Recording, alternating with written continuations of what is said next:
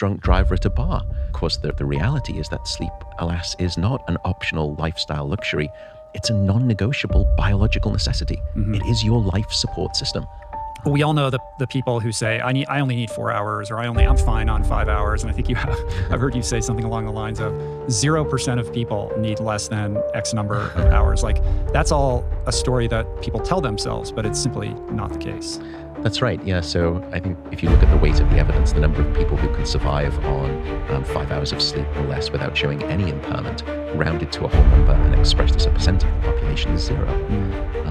And it's, to me, you would ask the question, well, why do people think that they're doing okay?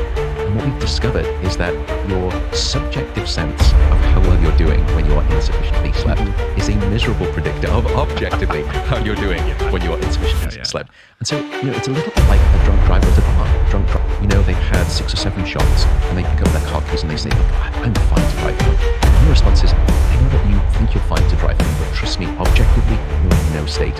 It's the same way with a lack of sleep. So that's one of the frightening aspects of insufficient sleep. I think you're doing just fine, and gradually over time, that deficient form of you becomes the new norm. And most people don't go from sleeping 8 hours down to 5 hours. It's this sort of gradual chipping away at their sleep time, and they don't realize the version of themselves. And a great example of this clinically is in sleep disorders, such as sleep apnea. And these patients will say to you, look, Doc, I think I'm fine, I'm doing pretty well. And then you treat the sleep apnea so they start sleeping better, they're not snoring, they're not gasping for breath.